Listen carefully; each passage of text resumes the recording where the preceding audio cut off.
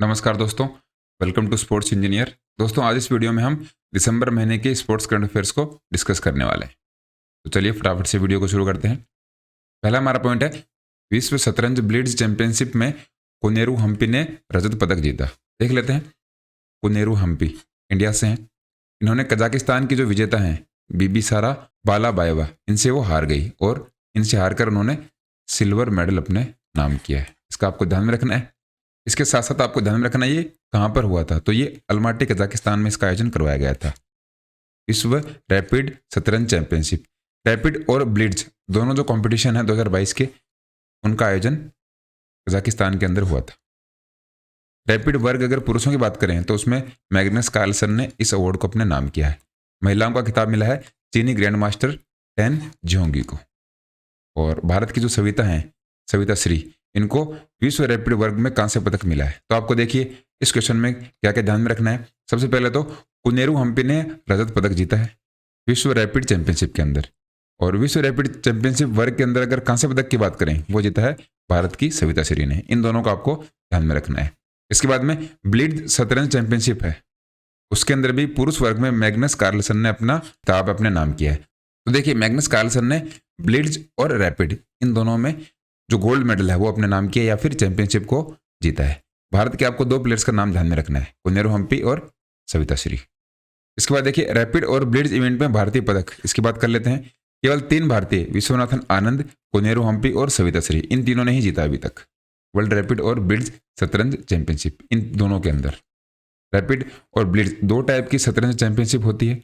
FIDE के बारे में देख लेते हैं, फेडरेशन इंटरनेशनल डी चेस। ये देखिए एसोसिएशन है एक जो कि चेस को मैनेज करती है।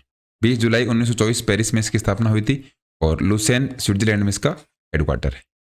ये इंटरनेशनल लेवल के जो भी टूर्नामेंट्स होते हैं, शतरंज की जो चैंपियनशिप होती हैं, उनको कंट्रोल करने का काम करती है। FIDE, ये आपको ध्यान में रखना है।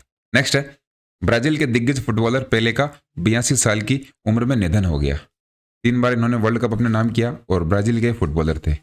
दुनिया के महानतम अगर फुटबॉलर्स की बात करें तो उनमें जो पेले का नाम है, उनका नाम सबसे ऊपर आता है, क्योंकि अभी तक किसी भी प्लेयर ने अपने देश के लिए 3 वर्ल्ड कप नहीं जीते हैं।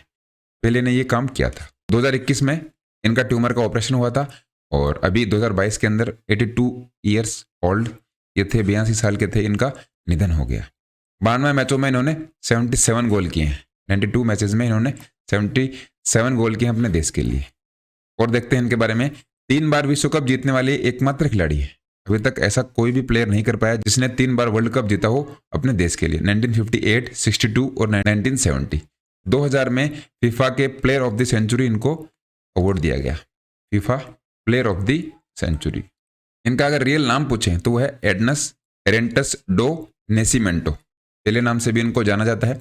17 साल की जो इनकी एज थी उसके अंदर ब्राजील को ये 1958 का वर्ल्ड कप इन्होंने जिता दिया था। सबसे कम एज में वर्ल्ड कप जिताने का भी इनका रिकॉर्ड है, जो कि शायद अभी टूटना मुश्किल नजर आ रहा है।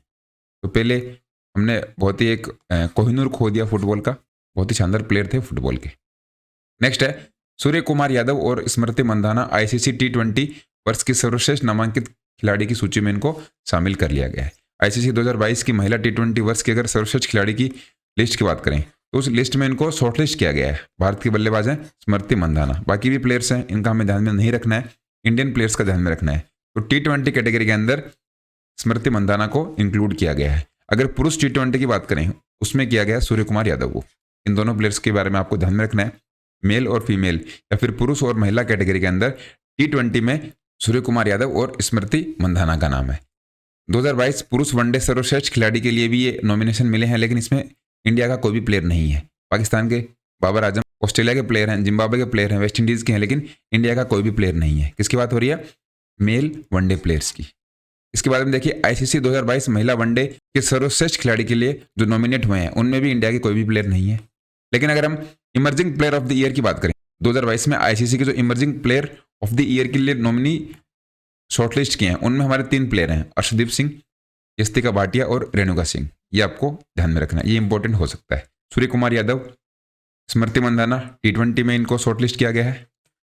अर्शदीप सिंह, यस्तिका भाटिया और रेणुका सिंह, इनको 2022 ICC emerging player of the year, emerging player of the year उनको दिया जाता है जो कि नए प्लेयर हैं। न्यू प्लेयर्स को ये अवार्ड मिलता है जिन्होंने अभी कुछ समय पहले ही खेलना शुरू किया है उनको यह अवार्ड दिया जाता है आईसीसी के द्वारा हर साल।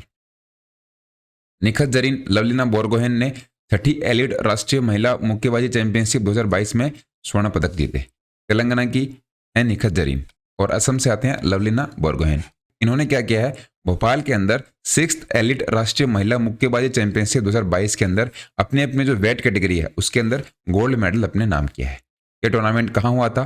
तात्या टोपे स्टेडियम भोपाल मध्य प्रदेश के अंदर इस टूर्नामेंट का आयोजन किया गया था। अब देखिए ये कौन सा टूर्नामेंट था, ये आपको पता लग गया। इस टूर्नामेंट का नाम था एलिट राष्ट्रीय महिला मुक्केबाजी चैंपियनशिप। महिला मुक्केबाजी चैंपियनशिप की बात हमने इसमें करी है और रेलवे की जो टीम है उसने 10 मेडल इसके अंदर जीते हैं। 10 मेडल जीतकर ये टॉप पर रही। इसमें 5 आपके गोल्ड हैं, 1 गोल्ड 2 सिल्वर और 5 ब्रॉन्ज मेडल के साथ एमपी मध्य प्रदेश सेकंड स्थान पर रहा और हरियाणा को मिला इसमें तीसरा स्थान। तो फर्स्ट पे है रेलवे, सेकंड पे रहा एमपी और थर्ड पे रहा हरियाणा। स्वर्ण पदक विजेताओं की अगर हम बात करें तो देख लेते हैं। ये देखिए ये सारे गोल्ड मेडलिस्ट हैं, इनका नाम आपको ध्यान में रखने की जरूरत नहीं है, लेकिन जो फेमस प्लेयर हैं जैसे कि हमने बात करी लवलीना बोरगोहेन, तो इनकी वेट कैटेगरी आपको पता होनी चाहिए। 75 वेट कैटेगरी के अंदर लवलीना बोरगोहेन खेलती हैं। और अगर निखत जरीन की बात करें इनकी वेट कैटेगरी है 50 किलोग्राम। नेक्स्ट हमारा क्वेश्चन है, तीरंदाजी एशिया कप 2022 स्टेज 3 में भारत 10 पदक के साथ शीर्ष पर रहा। आर्चरी का एशिया कप हुआ था और संयुक्त अरब अमीरात के शारजाह में इसका आयोजन किया गया था। इसके अंदर क्या हुआ, स्टेज जो 3 है उसके अंदर भारत ने 10 मेडल जीते और 10 मेडल जीतकर हम टॉप पे रहे। इसमें हमारे 5 गोल्ड थे। स्वर्ण पदक विजेताओं की लिस्ट आपको सामने, महिला टीम कंपाउंड, पुरुष टीम रिकर्व, पुरुष टीम कंपाउंड, पुरुषों का जो व्यक्तिगत कंपाउंड है उसमें प्रियांश और महिला व्यक्तिगत कंपाउंड में प्रगति। इस तरीके से 5 गोल्ड मेडल हमने जीते हैं। एशिया आर्चरी की बात हो रही है, काफी इंपॉर्टेंट है। अब देखिए क्वेश्चन हमें इसी तरीके से देखने को मिलते हैं। आपको जैसे क्वेश्चन दे दिया जाएगा कि तीरंदाजी एशिया कप हुआ था उसके अंदर भारत ने कितने पदक जीते, 10 पदक जीते हैं। कितने गोल्ड जीते हैं, वो 5 जीते हैं। कहां पर हुआ था, यूएई के अंदर हुआ था। यूएई में कहां पर, शारजाह के अंदर। तो इस तरीके से आपको क्वेश्चन देखने को मिलते हैं। क्वेश्चन आंसर फॉर्मेट की बजाय ये जो फॉर्मेट है इसमें आपके जो डाउट्स हैं वो क्लियर हो जाते हैं। कहीं से भी क्वेश्चन आपको पूछें एग्जाम में गलत होने के चांसेस ना के बराबर रहेंगे। साइकिलिस्ट स्वस्ति सिंह को मिला एकलव्य पुरस्कार। साइकिलिस्ट मतलब जो साइकिल चलाते हैं उन प्लेयर्स को हम साइकिलिस्ट बोलते हैं। स्वाति सिंह है, 2022 का एकलव्य पुरस्कार इनको दिया गया है। ये हर साल युवा खेल प्रतिभाओं को मिलता है। इसके अंदर 5 लाख रुपए नगद इनाम मिलता है।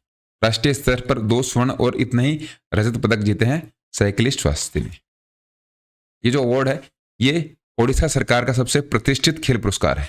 1993 में इसको शुरू किया गया था। हर साल उड़ीसा अपने जो युवा खिलाड़ी हैं, युवा प्लेयर हैं या फिर जो यंग प्लेयर्स हैं उनको 2 वर्ष के उनके उत्कृष्ट प्रदर्शन के लिए दिया जाता है।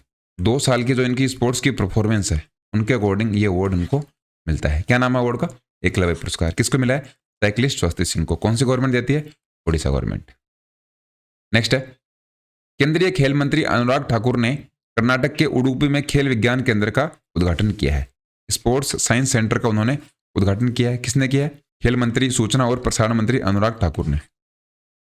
कहां पर किया है, उडुपी के अंदर। उडुपी कहां पर पड़ता है, कर्नाटक में। दवाओं, पौष्टिक भोजन, उपचार और पुनर्वास उपायों का शोध करेंगे। पुनर्वास मतलब जो रिहेबिलिटेशन प्रोग्राम होते हैं उनमें ये रिसर्च करने वाले हैं। स्पोर्ट्स साइंस सेंटर के अंदर ये आता है। इसके बाद देखिए राष्ट्रीय उत्कृष्टता के अंदर ये हैं क्या एक्चुअल में नई दिल्ली में जो इनका हेडक्वार्टर है वो दिया गया है। Centre of sports science centre है नई दिल्ली के अंदर। National sports science and research centre, NSSRC, ये इसकी शॉर्ट फॉर्म है। अलग अलग जगह पे इंडिया में बनाए गए हैं। इनमें प्लेयर्स की जो भी फैसिलिटीज़ हैं उनका ध्यान रखा जाएगा। उनको पौष्टिक भोजन मतलब उनको न्यूट्रिशन मिले, भोजन के अंदर, फूड के अंदर उनको अच्छी डाइट मिले, अच्छी उनकी ट्रेनिंग हो और उन पर ध्यान दिया जाए। ये पूरी आपके सामने लिस्ट दिखाई दे रही है। इसमें इंडिया में ये कहाँ पर है ये आपको यहाँ पर मेंशन किया गया है। भारतीय पुरुष क्रिकेट टीम ने टेस्ट सीरीज जीतने के लिए बांग्लादेश को 2-0 से हराया। इंडिया ने बांग्लादेश को 2-0 से हरा दिया। कैप्टन कौन थे, केएल राहुल। रोहित शर्मा को चोट लगी थी इसलिए वो नहीं खेल पाए, इसलिए कैप्टनसी केएल राहुल ने करी। 2-0 से हमने बांग्लादेश को हराया है। इसके साथ साथ देखिए ईशान किशन ने वनडे के अंदर सबसे तेज दोहरा शतक कंप्लीट किया। ये हम टेस्ट की बात नहीं कर रहे, वनडे की बात कर रहे हैं। वनडे जो सीरीज थी उसकी बात कर रहे हैं। उसके अंदर ईशान किशन ने 126 गेंदों में ये जो दोहरा शतक है, डबल सेंचुरी कंप्लीट करी है। ये बात थी वनडे की, लेकिन हम टेस्ट सीरीज जीते हैं, और टेस्ट सीरीज का ये सबसे इंपॉर्टेंट है। उसके मैन ऑफ द सीरीज कौन थे? वो थे चेतेश्वर पुजारा। इनका नाम आपको ध्यान में रखना है। किसके अगेंस्ट थी? बांग्लादेश के अगेंस्ट। कैसे जीते? 2-0 से। फोर्ब्स की वार्षिक सूची में पीवी सिंधु शीर्ष 25 सबसे अधिक कमाई करने वाली महिला एथलीटों में शामिल हुई हैं। पीवी सिंधु भारत की बैडमिंटन स्टार है, और फोर्ब्स एक मैगजीन है जो कि प्लेयर्स या फिर सभी जो सेलिब्रिटीज हैं उनकी कितनी कमाई है, उनकी कितनी वैल्यूएशन है, कितना वो कमाते हैं, उनकी एक लिस्ट जारी करती है। तो उसके अंदर जो टॉप 25 एथलीट हैं, महिला एथलीटों की बात हो रही है, टॉप 25 जो फीमेल एथलीट्स हैं उनमें इनका नाम आया है, और ये 12वें नंबर पर है। जापान की जो टेनिस स्टार है नाओमी ओसाका, ये पहले नंबर पर है। तो इसमें 2 क्वेश्चन आपको ध्यान में रखना है। पहले नंबर पर कौन है? महिला एथलीट, उनका नाम है नाओमी ओसाका। कंट्री उनकी है जापान। कौन से गेम से आती है? टेनिस से। इंडिया की कौन है? पीवी सिंधु। इनका गेम बैडमिंटन है, और कौन से नंबर पर है? 12वें नंबर पर। किसकी बात कर रहे हैं हम? वार्षिक सूची। कौन सी सूची? वार्षिक सूची सबसे अधिक कमाई करने वाली महिला खिलाड़ियों की। ये इस तरीके से क्वेश्चन आपको देखने को मिलेंगे। लगातार ये तीसरा साल है जिसमें ओसाका सबसे अधिक कमाई करने वाली महिला एथलीटों की श्रेणी में पहले नंबर पर है। सेकंड और थर्ड नंबर आपको ध्यान में नहीं रखना, फिर भी अगर बात करें तो सेकंड नंबर पर सेरेना विलियम्स है, और थर्ड नंबर पर है स्कीयर एलिंगू। इंग्लैंड के सैम करन ने इंडियन प्रीमियर लीग की नीलामी का रिकॉर्ड तोड़ दिया। सबसे ज्यादा बिकने वाले ये प्लेयर बन गए हैं। इनकी बोली लगी है 18.5 करोड़ रुपए। किसने खरीदा? पंजाब किंग्स ने। इससे पहले कौन थे? Chris Morris. उन पे कितनी बोली लगी थी? 16.25 करोड़ रुपए। और भारत की अगर बात करें तो भारत के सबसे अधिक भुगतान पाने वाले खिलाड़ी रहे हैं युवराज सिंह। कितने में? 16 करोड़ रुपए। किसने खरीदा था? दिल्ली डेयरडेविल्स। तो आपको इसमें करंट का ध्यान रखना है। 18.5 करोड़ रुपए में, या फिर बिलियंस में बात करें तो $2.23 बिलियन में इनको खरीदा है पंजाब किंग्स ने। इनको क्यों खरीदा है? क्योंकि अभी जो T20 वर्ल्ड कप हुआ था इसमें मैन ऑफ द सीरीज थे, इसलिए इन पे सबसे ज्यादा बोली लगी है। एक ही खिलाड़ी पे 18.5 करोड़ लगाए हैं पंजाब किंग्स ने। नेक्स्ट है, अमित पंघाल को United world wrestling 2022 rising star of the year award के लिए नामांकित किया गया है। 18 वर्षीय हैं, फ्री स्टाइल के पहलवान हैं ये। हम 2 टाइप की कुश्ती देखते हैं, एक तो है फ्री स्टाइल और दूसरी है ग्रीको रोमन। तो फ्री स्टाइल के ये पहलवान है, 18 वर्ष के हैं, इसलिए इनको rising star of the year 2022 के लिए नामांकित किया गया है। ये अवार्ड अभी तक इनको मिला नहीं है, लेकिन इनको शॉर्टलिस्ट किया गया है। अगर फिला की बात करें, ये फिला आपको कई बार पूछ लेते हैं कि फिला कौन से गेम से रिलेटेड है, तो वो रिलेटेड है रेसलिंग से। ये आपको ध्यान में रखना है, क्योंकि इसकी फुल फॉर्म है फेडरेशन इंटरनेशनल डेस लुटस एसोसिएस। ये इस तरीके से इसकी एसोसिएशन का नाम है, लेकिन international federation of amateur wrestling ये इसकी इंग्लिश में फॉर्म है। तो आपको ध्यान में रखना है, फिला जो है वो रेसलिंग से संबंधित है। एक और इंटरेस्टिंग क्वेश्चन बनता है रेसलिंग के अंदर, इसका जो हेडक्वार्टर है वो कोर्सियार सुरवेवे स्विट्जरलैंड के अंदर है। ये काफी इंपॉर्टेंट है, इन दोनों का आपको ध्यान में रखना है। पूर्व एथलीट पीटी उषा को राज्यसभा में उपाध्यक्ष पैनल के लिए नामांकित किया गया है। देखिए, सभापति हमारे जगदीप धनखड़ हैं जो कि उपराष्ट्रपति हैं। इन्होंने पूर्व एथलीट और सांसद, ये एमपी हैं पीटी उषा। उच्च सदन में, उच्च सदन मतलब राज्यसभा में उपाध्यक्ष जितने भी होते हैं उनके पैनल में इनको शामिल किया गया है। अब ये देखिए क्या होते हैं, आपको थोड़ा सा मैं बता दूं। मान लीजिए किसी दिन जगदीप धनखड़ उपस्थित नहीं रहते हैं, सदन में वो नहीं रहते हैं, तो इनकी जगह पर एक पैनल बनाया जाता है उपाध्यक्षों का। तो उस पैनल में से कोई उस चेयर पर बैठता है जो कि राज्यसभा की कार्यवाही को देखता है। इस तरीके से आप इसको समझिए। तो उसमें नाम हमारा आया है सांसद पीटी उषा का। यह पहली बार हुआ है जब मनोनीत सदस्यों को राज्यसभा के उपाध्यक्षों के पैनल में नियुक्त किया गया है। मनोनीत किया गया है मतलब ये चुनाव लड़के नहीं आई हैं। जो सदस्य राष्ट्रपति मनोनीत करता है उनमें पीटी उषा का नाम था और उनमें से इस नाम को चुना गया है, और ये पहली बार ऐसा हुआ है। पीटी उषा के बारे में अगर बात करें तो अभी जो हाल फिलहाल में भारतीय ओलंपिक संघ है, इंडियन ओलंपिक एसोसिएशन है, उसके अध्यक्ष भी पीटी उषा हैं। इनको अभी थोड़े दिन पहले ही बनाया गया है। 1984 के लॉस एंजलिस ओलंपिक थे, उसमें 400 मीटर जो हर्डल रेस थी उसके फाइनल में ये पहुंची थी, चौथे स्थान पर रही थी।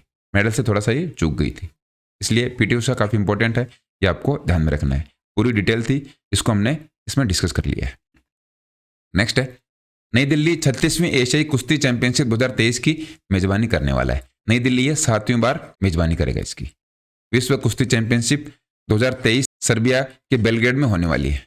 लेकिन हम विश्व कुश्ती चैंपियनशिप की बात नहीं कर रहे, हम बात कर रहे हैं एशियाई कुश्ती चैंपियनशिप। एशियन रेसलिंग चैंपियनशिप है, वो 35वीं जो है वो 2022 में भारतीय पहलवानों ने 17 पदक जीते थे, वो हुई थी मंगोलिया के अंदर। तो 35th मतलब 35वीं मंगोलिया में हुई थी, जिसमें जो भारत के रेसलर हैं उन्होंने 17 पदक अपने नाम किए थे। 36 की बात हम कर रहे हैं, 36वीं नई दिल्ली के अंदर होने वाली है। कौन सी बार होगी? 7वीं बार हम इसका आयोजन कराएंगे, ये ध्यान में रखना। ये एशियन की बात हम कर रहे हैं, एशियन कुश्ती चैंपियनशिप। नेक्स्ट है, अर्जेंटीना ने पेनल्टी शूटआउट में फ्रांस को हराकर तीसरा फीफा विश्व कप खिताब जीता। इस साल की सबसे बड़ी खबर है, अर्जेंटीना ने जो लास्ट चैंपियन है फ्रांस, इसको हराकर पेनल्टी शूटआउट में 4-2 से फ्रांस को हराया और खिताब को तीसरी बार अपने नाम किया है। इससे पहले 2 बार वो जीत चुके थे, कब? 1978 और 1986 में। 36 साल बाद विश्व कप अपने नाम किया है अर्जेंटीना ने। इसके कप्तान लियोनेल मेसी थे। आपको पता होगा 90 मिनट की टाइमिंग होती है एक फुटबॉल गेम की, लेकिन वो कंप्लीट नहीं हो पाया। उसके बाद में पेनल्टी शूटआउट में फैसला किया गया और पेनल्टी शूटआउट में 4-2 से अर्जेंटीना ने फ्रांस को हराकर फीफा वर्ल्ड कप अपने नाम किया। लियोनेल मेसी ने पहला गोल किया 23वें मिनट के अंदर। तो देखिए, फीफा वर्ल्ड कप से रिलेटेड जो भी आपको क्वेश्चन एग्जाम में देखने को मिलेंगे, उन सभी को हम अभी डिस्कस कर लेते हैं। आपको पूछ सकते हैं फाइनल में पहला गोल किसने किया? वो किया था लियोनेल मेसी ने। इसके बाद देखिए, लियोनेल मेसी सभी नॉकआउट मैचों में गोल करने वाले पहले दुनिया के फुटबॉलर बन गए हैं। इसके बाद मेसी ने फीफा विश्व कप 2022 में सर्वश्रेष्ठ खिलाड़ी, जिसको कि गोल्डन बॉल पुरस्कार दिया जाता है, वो अपने नाम किया। और एम्बापे जो कि फ्रांस के कप्तान थे, इनको सबसे ज्यादा गोल करने के लिए गोल्डन बूट पुरस्कार मिला। बाकी जो पुरस्कार है उनके बारे में हम देखेंगे, लेकिन ये सभी आपको ध्यान में रखना है। एक और आपसे पूछ सकते हैं, फाइनल मैच कहां पर हुआ था? लुसेल, कतर में लुसेल स्टेडियम के अंदर इसका आयोजन करवाया गया था। बाकी डिटेल है वो भी देखते हैं। 2022 फीफा विश्व कप के जो अवार्ड्स हैं, इनसे हमें क्वेश्चन देखने को मिल सकते हैं। तो गोल्डन बूट अवार्ड मिला है किलियन एम्बापे को, फ्रांस से ये आते हैं, फ्रांस की टीम के कप्तान। सिल्वर बूट अवार्ड मिला है लियोनेल मेसी को। गोल्डन बूट है किलियन एम्बापे और सिल्वर बूट मिला है लियोनेल मेसी को। ये क्यों मिला है? क्योंकि सबसे ज्यादा गोल थे एम्बापे के। इसके बाद में सेकंड नंबर पर लियोनेल मेसी का नाम आता है। कितने गोल थे वो भी हम देखने वाले हैं। इसके बाद देखिए आप, कांस्य बूट पुरस्कार, ये हो गया गोल्ड, ये सिल्वर और ये ब्रॉन्ज। तो कांस्य बूट पुरस्कार या फिर सिल्वर जो बूट अवार्ड है वो मिला ओलिवियर गिरोद को, ये फ्रांस से है। गोल्डन बॉल की बात करें तो वो लियोनेल मेसी को मिला है। ये सबसे बेस्ट प्लेयर को मिलता है। सबसे बेस्ट प्लेयर जो कि फीफा वर्ल्ड कप के रहे वो थे लियोनेल मेसी। सिल्वर बॉल पुरस्कार किलियन एम्बापे को मिला। तो इन दोनों में आपको कंफ्यूज नहीं होना है। गोल्डन जो बूट है वो मिला किलियन एम्बापे, सिल्वर बूट मिला लियोनेल मेसी। इसके बाद में गोल्डन बॉल है, बॉल मिला लियोनेल मेसी को और सिल्वर बॉल मिला है किलियन एम्बापे को। गोल्डन ग्लव की बात करें तो वो मिला है इलिमियानो मार्टिनेज को, जो कि अर्जेंटीना से हैं। ये गोलकीपर को मिलता है। फीफा यंग प्लेयर अवार्ड है वो मिला है एंजो फर्नांडिस और फीफा फेयर प्ले अवार्ड मिला है इंग्लैंड की टीम को। ये सारे अवार्ड्स हैं, इनके बारे में आपको ध्यान में रखना है। कई बार इन अवार्ड से हमें क्वेश्चन देखने को मिलते हैं। अगर फीफा की रैंकिंग की बात करें तो विजेता टीम जो है वो पहले नंबर पर है, फ्रांस सेकंड नंबर पर। तीसरे नंबर पर इंपॉर्टेंट बन जाता है वो क्रोएशिया और चौथे नंबर पर रही मोरक्को। फीफा वर्ल्ड कप 2022 में सबसे ज्यादा गोल की बात करते हैं तो गोल सबसे ज्यादा किलियन एम्बापे ने किए, वो 8 गोल है। लियोनेल मेसी अर्जेंटीना के हैं, उन्होंने 7 गोल किए और जूलियन एल्वारेज अर्जेंटीना से हैं, वो भी उन्होंने 4 गोल किए। तो देख लीजिए कितना गैप है। सबसे ज्यादा किलियन एम्बापे, इसके बाद में 7 और थर्ड नंबर पे 4 गोल हैं। इसलिए सबसे ज्यादा गोल करने वाले को गोल्डन बूट पुरस्कार मिला है, जिनका नाम है किलियन एम्बापे, फ्रांस के कप्तान थे। नेक्स्ट है, भारत ने लगातार तीसरी बार नेत्रहीन T20 क्रिकेट विश्व कप अपने नाम किया है। ब्लाइंड जो क्रिकेट वर्ल्ड कप है वो इंडिया ने तीसरी बार अपने नाम किया है। बेंगलुरु के कर्नाटक में एम चिन्नास्वामी स्टेडियम के अंदर ये फाइनल खेला गया, जिसके अंदर बांग्लादेश को हराकर भारत ने ये वर्ल्ड कप अपने नाम किया है। अभी तक 3 फॉर्मेट हुए हैं और सभी जो तीनों फॉर्मेट है T20 विश्व कप की जो मेजबानी है वो भारत ने करी है। 2012 और 17 संस्करण में भी भारत ने जीत हासिल की थी। तो तीनों को भारत ने जीता है और भारत ने ही तीनों का आयोजन करवाया है। T20 विश्व कप का आयोजन cricket association for the blind in India, CABI, ये इसका आयोजन करती है। चौथा T20 विश्व कप पाकिस्तान 2023 में होने वाला है, ये आपको ध्यान में रखना है।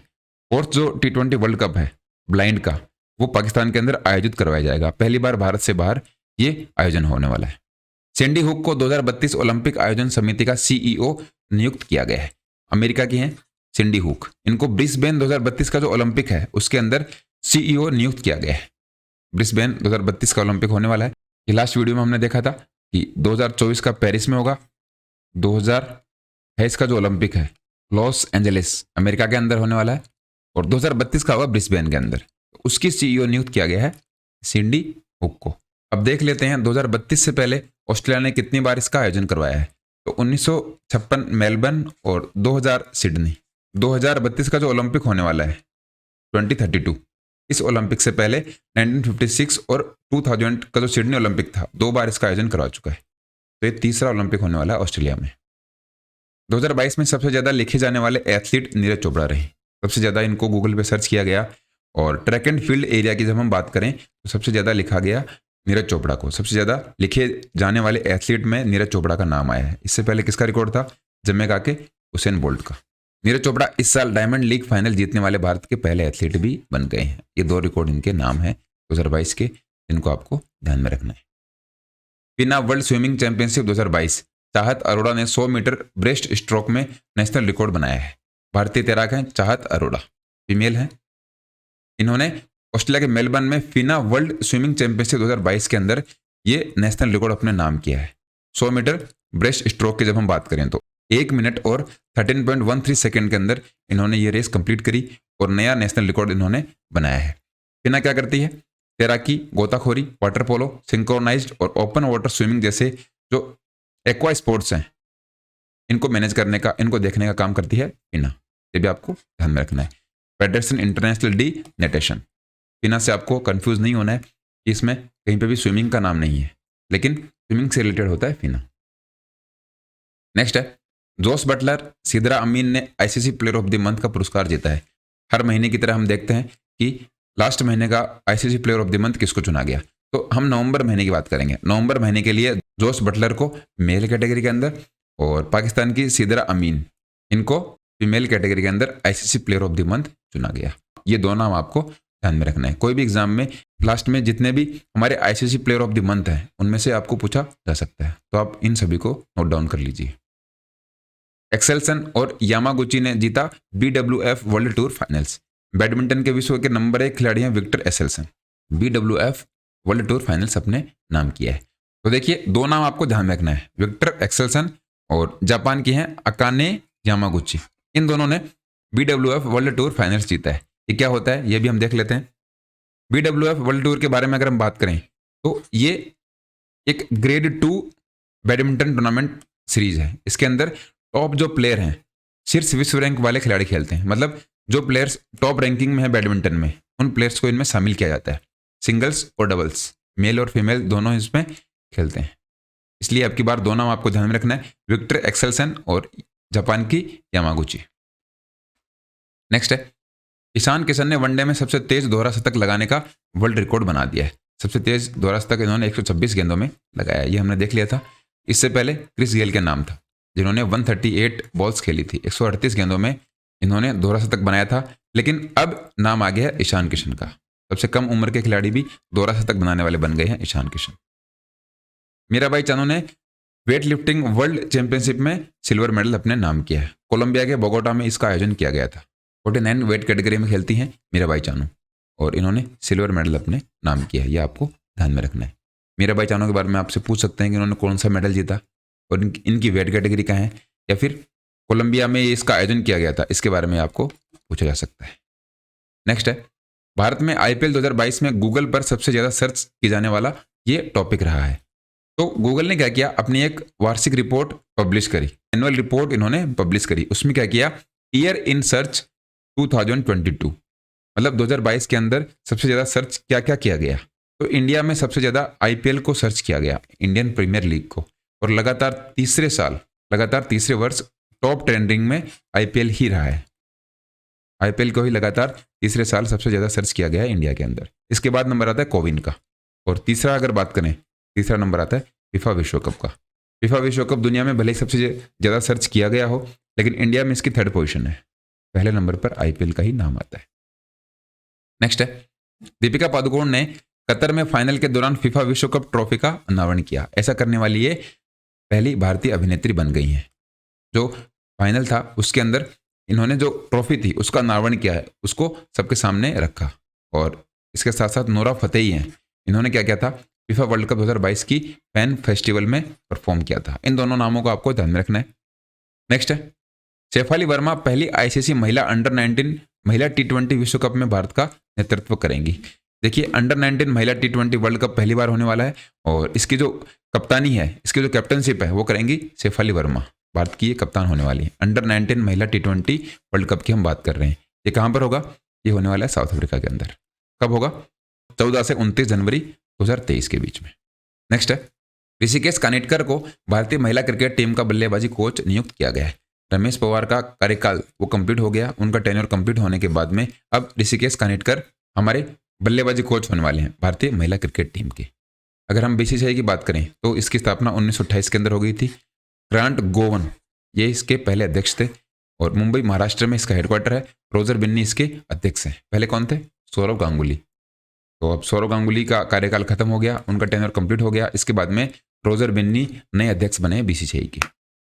नेक्स्ट है, विराट कोहली नॉइज के नए ब्रांड एम्बेसडर बन गए हैं। आपने देखा होगा जो स्मार्ट वॉचेज हैं, स्मार्ट वॉच ब्रांड की एक सीरीज है नॉइज, इसके ब्रांड एम्बेसडर बने हैं विराट कोहली। तो आपको ध्यान में यही रखना है कि विराट कोहली या फिर नॉइज के नए ब्रांड एम्बेसडर कौन बने हैं। ऑप्शन में आपको विराट कोहली दिखाई देगा, उसको आप टिक करके इस क्वेश्चन को सही कर देना।